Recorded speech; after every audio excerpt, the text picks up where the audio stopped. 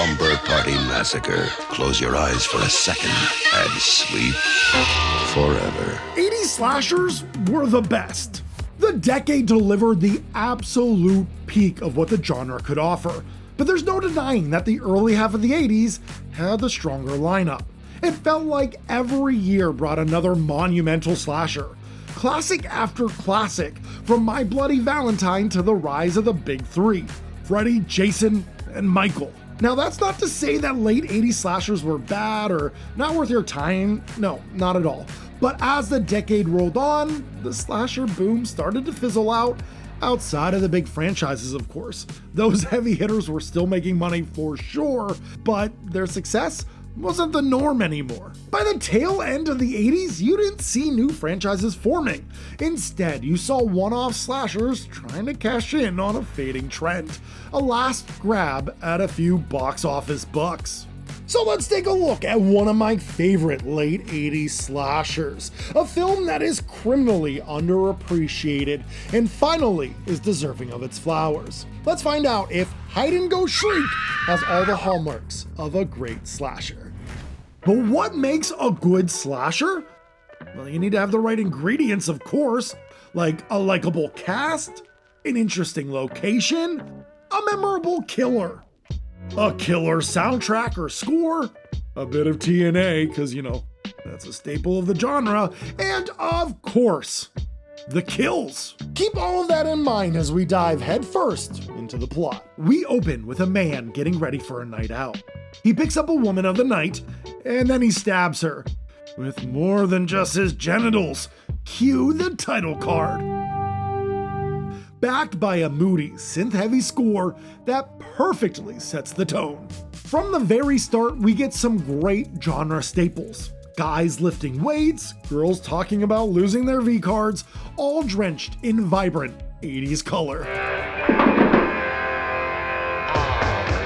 The vibe is already a blast. Our cast plans to spend the night inside a furniture store owned by one of our teens' parents. And I love when slashers do this. The initiation, chopping mall, they just nail that confined commercial space horror energy. And I love it. John's dad, the one who owns the furniture store, has hired an ex-convict covered in tattoos to work in the store and also to live in the store. So you already know that this guy, he's gonna raise some eyebrows. We're also introduced early on to the store's mannequins. Now, John's father thinks that these make the place feel more lived in. These mannequins add some fun, eerie visuals once things start going downhill for our teens. The recently graduated teens are ready to party down, drinking, joking, exploring, and trying to scare each other.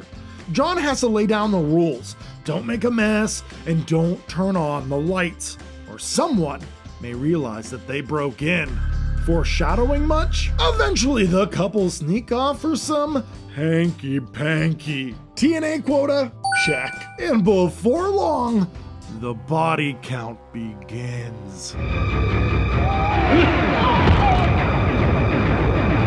Now our killer isn't hiding behind a hockey mask or a fedora.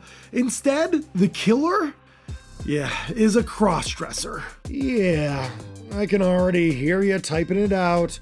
This didn't age well. Gender confusion and cross-dressing killers weren't new territory for horror even in 1988.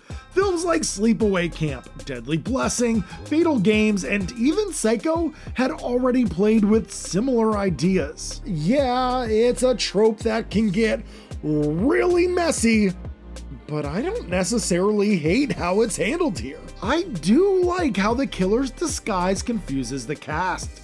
The idea of someone literally stealing your clothes, your identity, and using it against you and your friends? That's genuinely creepy. It reminds me a little bit of the film Popcorn in that sense. Is it handled in a way that would fly in 2025?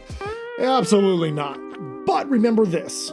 Film is a time capsule. Will the teens survive the night?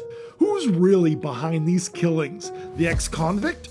A friend pulling a cruel prank? Or something much darker?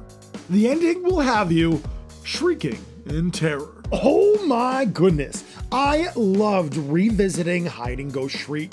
There's a certain charm to it that's pretty hard to explain. It checks all the right boxes, and it feels familiar enough to feel cozy, but it's unique enough to stay interesting. The cast is likable, the score hits all the right notes, the plot does exactly what it needs to, the gore, though sparse, is effective, and of course, the TNA is a nice bonus as well. What's wrong with you? You know. No, what? Nothing! If you want to watch the film, I highly recommend the TerrorVision UHD release, which presents Hide and Go Shriek uncut for the very first time since its VHS and Laserdisc days. Now, I personally own the Region B Blu-ray from 88 Films. Now, this is a great release, however, there is one glaring omission, and that is the elevator beheading. On the 88 Films release, you can watch the scene uncut, but only as a VHS insert from the menu, not integrated into the film at all. So if you want the full experience, grab the TerrorVision release. It'll be absolutely worth it. I guarantee it. Because Hide and Go Shriek isn't just one of the best late 80s slashers, it's one of the last true gasps of the golden age of the slasher film. A reminder that even though the boom was fading, the genre still had a few killer surprises left to give. And that's all I have for tonight. So thank you so much for watching. Stay spooky, everyone.